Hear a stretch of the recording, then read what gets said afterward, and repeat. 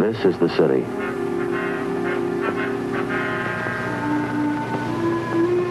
A lot of places to go, a lot of places to see. Some of them spend the night on the boulevards. Some of them spend it alone. Most of the people pay their way. A few of them try to get something for nothing. They're my worry. I'm a cop. It was Saturday, April 24th. We were working the day watch out of robbery division. My partner's Ben Romero. The boss is Captain Didion. My name's Friday. We were notified that 2 convicts had escaped from the state prison at Chino, California. We knew they were both armed, both dangerous. The report said they were coming our way. We had to be waiting for them.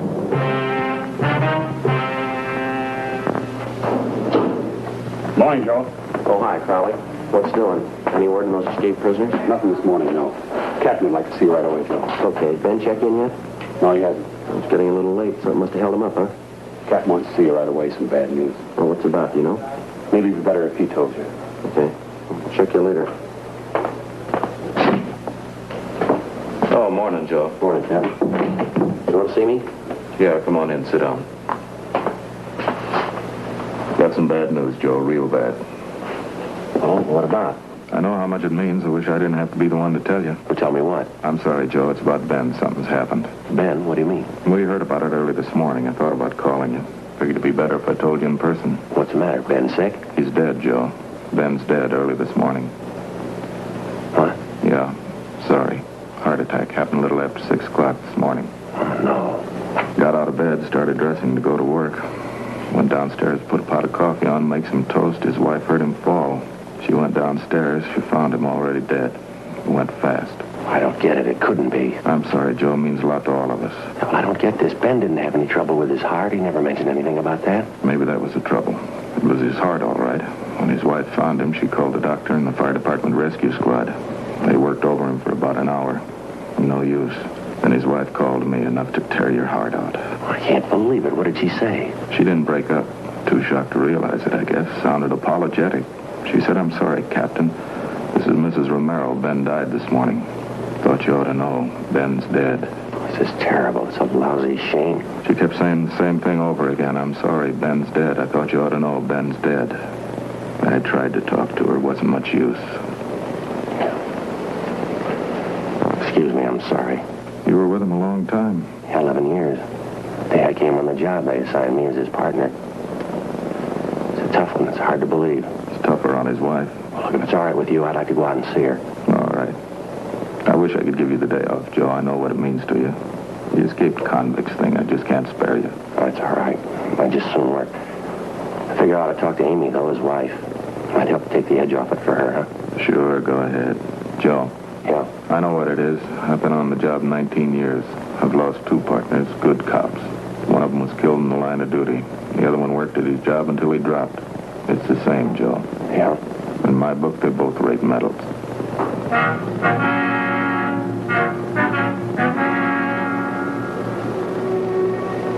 I thought about what I was going to say to his wife. I thought about his little boy. I thought about Ben.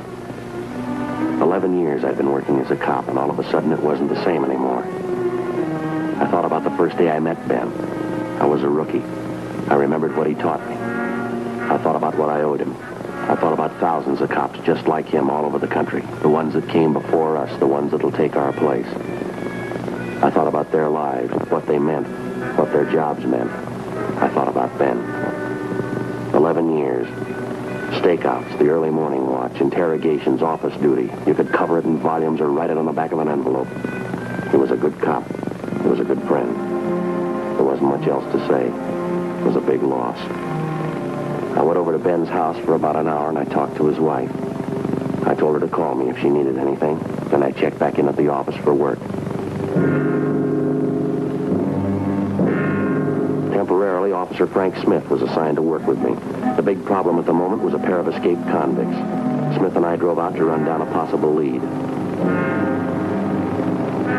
11 5 a.m. We got to the address listed, the Cathedral of St. Augustine. We checked at the rectory.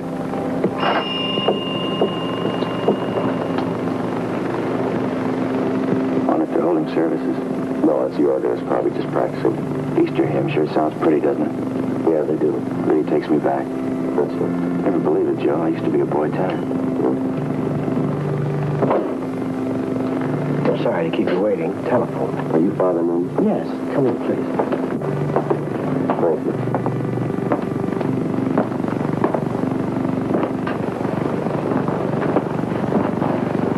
The police officer's father. I see. This is my partner, Frank Smith. How do you do? How do you do, sir? My name's Friday. How do you do? We'd like to talk to you a few minutes if you have some time, Father. Of course. Sit down, gentlemen. Thank you.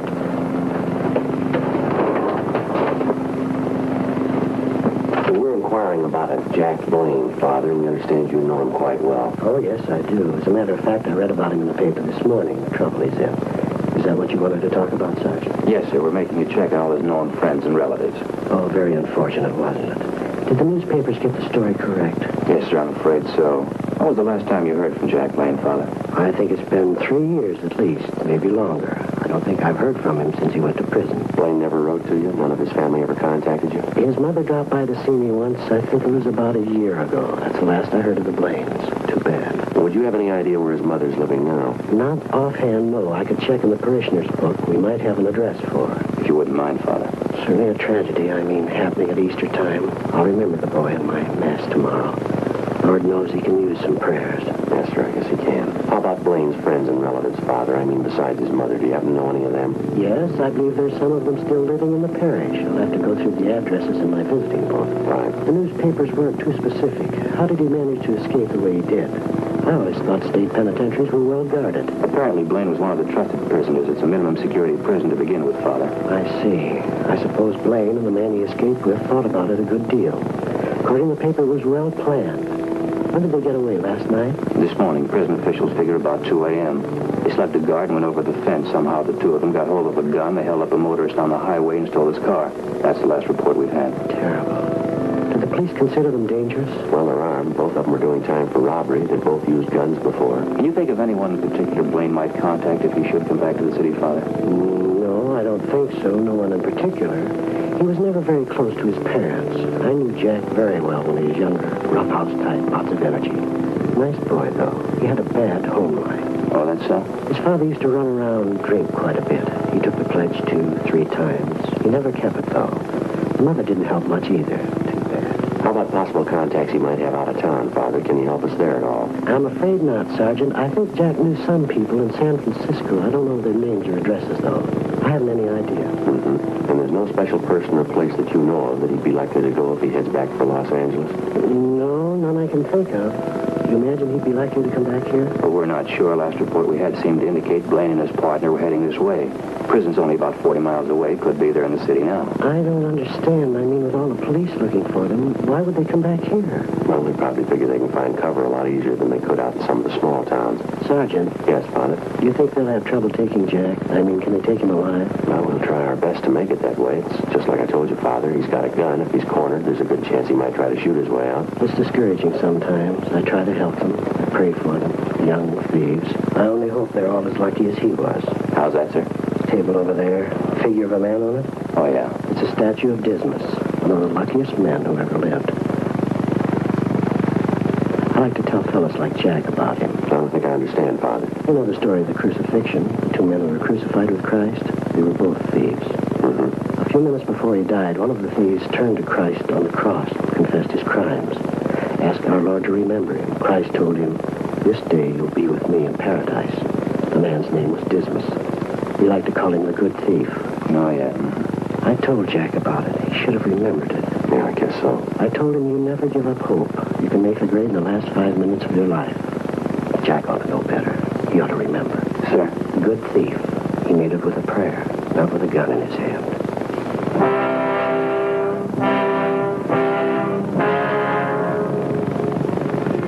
Before we left Father Newman, he gave us a list of 8 names and addresses, people in the neighborhood who'd known the escaped convict, Jack Blaine, before he was sentenced to the state penitentiary to serve time on his robbery conviction. 3:15 p.m. We met with Sergeants Max Herman and J.E. Crowley from robbery.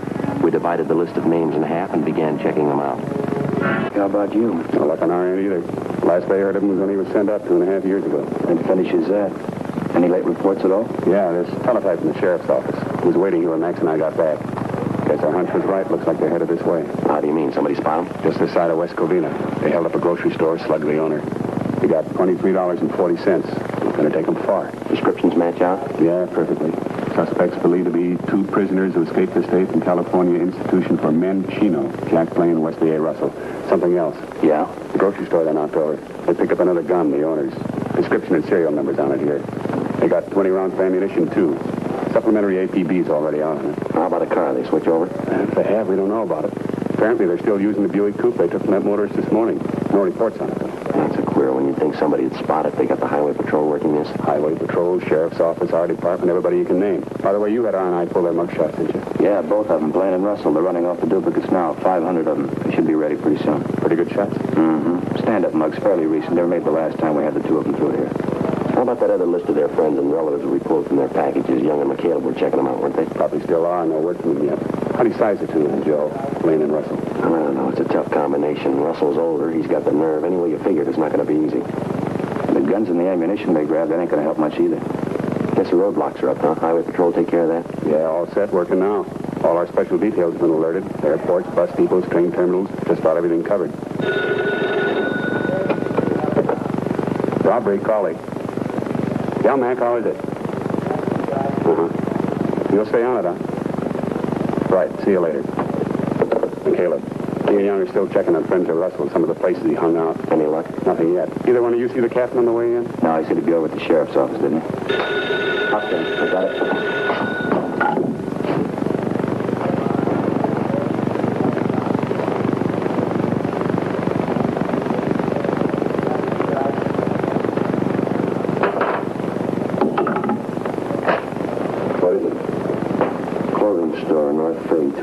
Slugging, they're moving fast. The same? You got it, Blaine and Russell. 5:55 p.m. A supplementary broadcast and an all-points bulletin were gotten out immediately on the 2 escaped convicts. While Crowley and Herman stood by at the office, Frank Smith and I picked up duplicate mugshots of the suspects and drove out to the scene of the robbery. It was a men's clothing store near the intersection of North Figueroa and Merced. We showed a group of mugshots to the victim, and he definitely identified Blaine and Russell as the holdup men. The robbery had netted them less than $20. We relayed all the information we got back to communications immediately, and another supplementary broadcast was gotten out on the 2 fugitives. An hour later, at 7:05 p.m., Frank Smith and I got a call to return to our station. We went back to the city hall. At 7:38 p.m., Blaine and Russell hit again, this time at a sporting goods store in the San Fernando Valley. It netted them $94, a .30-30 hunting rifle, and 200 rounds of ammunition. According to the broadcast, they were last seen heading north through the valley in the Buick coupe, the original escape car. Got a hunch, Joe. It's going to be a long night. Yeah, it's a rough with guns and ammunition. If they want to make a stand, they're all ready for it. Can't see how they get too far, though. In that hot car, roadblocks up. Somebody's bound to stop them. Well, they're doing all right so far, aren't they? Friday. Smith. Yeah, Captain. Communication Ventura's sheriff's office. Blaine and Russell were spotted just across the county line. Sheriff figures he's got them boxed in. How close? A lot of territory, 20 square mile circle. They say they got Blaine and Russell somewhere inside. We're sending up men to help out. You're 2 of them. 20 square miles going to take a lot of men. If we need more, we'll get them. It's no easy touch. They're desperate. You heard the latest? What's that? You know they got 3 guns and a load of ammunition. Yeah. Last place they hit in the valley, they served notice. Yeah, what's that? They're not going to be taken alive, either one of them.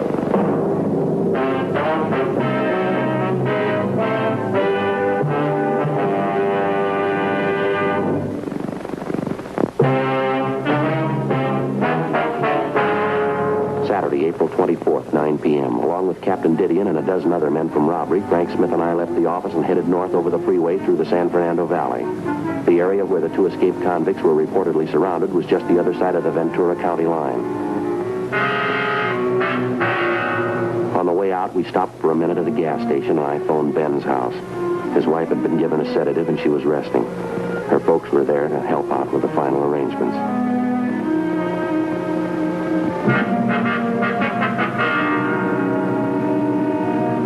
10:15 p.m. a.m., we arrived at the meeting point on the edge of the blockaded area from which the search was being directed. Communication facilities had been set up. There were over 500 men taking part in the hunt. From our office, the L.A. Sheriff's Department, the State Highway Patrol, Ventura Sheriff's Department, and a couple of dozen private citizens who lived in the area. Together with Max Herman and Crowley, Frank Smith and I took up our positions in the line of men that stretched north and east, then north again, circling the entire area, 20 square miles of it. The line drew slowly inward. 12 midnight, 1 a.m., no sign of the suspects. We stayed at it all night. Sunday, April 25th, 9 a.m. A half dozen planes from the Sheriff's Aero Squadron continued patrolling the entire area.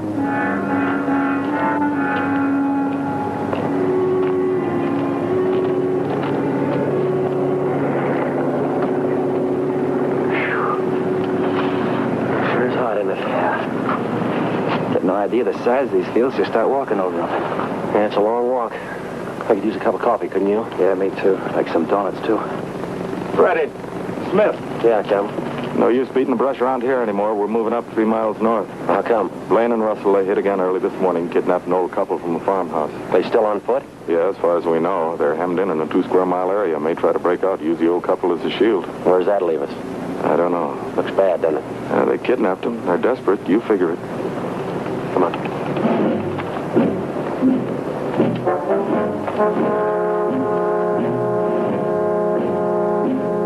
10:15 a.m. All of the men in the search party were shifted north to the area where the 2 escaped convicts and their kidnapped victims were last seen. 2 officers were sent to each farmhouse in the immediate neighborhood to make sure that the suspects and their victims were not hid out or that they were being held as hostages. The officers were ordered to remain at the homes in the event that Blaine and Russell might try to find cover. The searching party moved slowly over the affected area. We knew for certain the suspects were still somewhere inside. 10:45 a.m. Still no sign of them. The lines drew in closer. 11 a.m.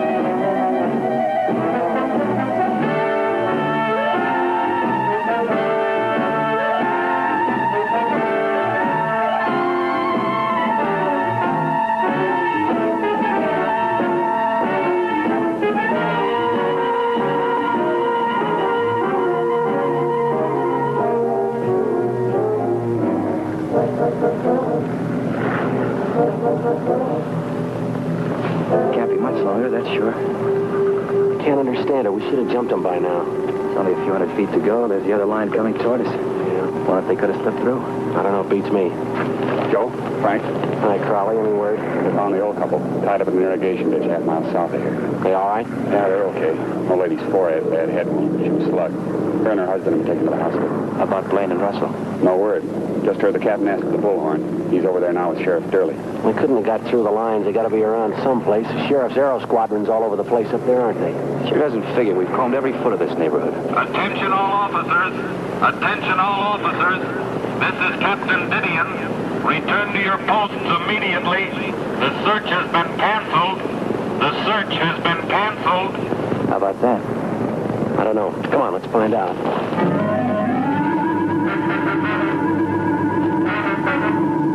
Attention all officers. Attention all officers. This is Captain Didion. Return to your posts immediately. The search has been canceled. The search has been canceled. What's the matter? We giving it up? No, but maybe we've been going at it backwards. Been trying all night and half the day to jump them. Got a new idea. Yeah. Maybe we can make them jump us.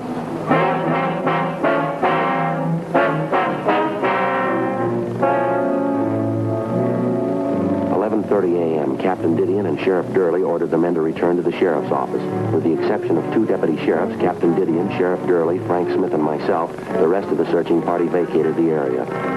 The plan was to give the general impression that the search had been canceled in the hope that it might bring the suspects out in the open. Captain Didion and Sheriff Durley decided instead to try and lure Blaine and Russell from wherever they were hiding out. Each of the small farmhouses in the immediate neighborhood, 8 of them in all, were already under surveillance. Each of the occupants were requested to park their cars in a conspicuous place outside their homes with the distributor head removed. In the event they heard anyone trying to start their cars, they were to remain indoors.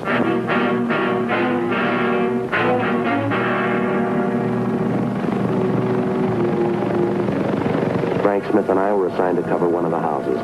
The other men covered the rest of them. We staked out about 300 yards from the house. We waited. 1:05 p.m. Rock stars really get in your clothes, don't they, Joe? Yeah, they do. Sounds kind of hot, huh? Yeah.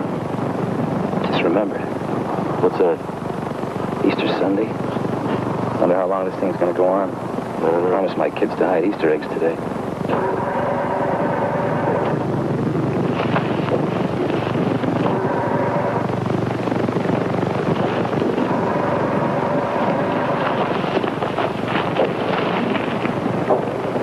It looks like them. Come on.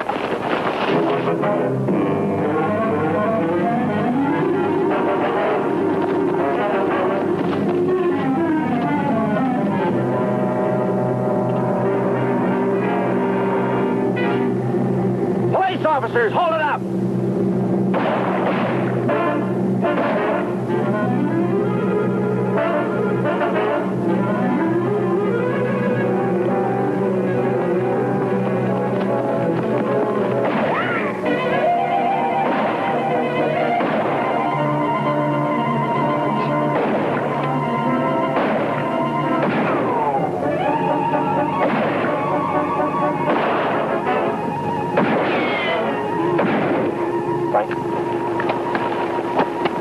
All right, let's give it back to him.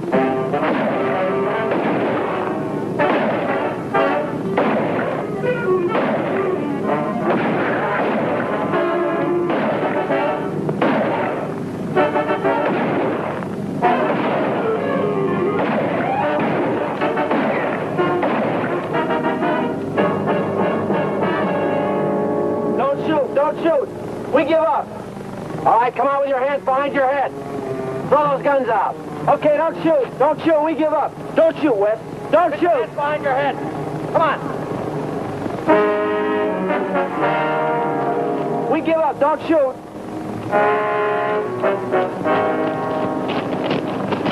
All right, get over there by that wall. Come on, move.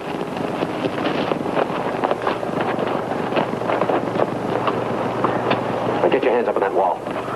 You cover them, I'll shake them down.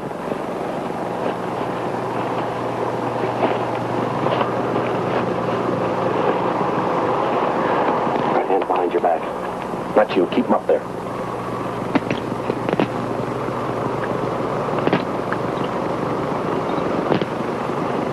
All right, behind your back.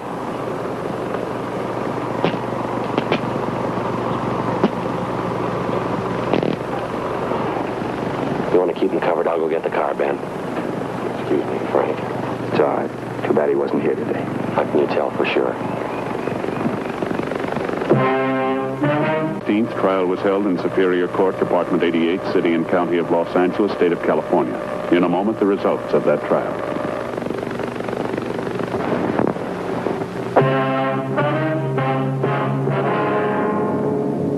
The suspect was tried and convicted on 3 counts of first-degree robbery and 1 count of kidnapping. 1 count of escape is still pending.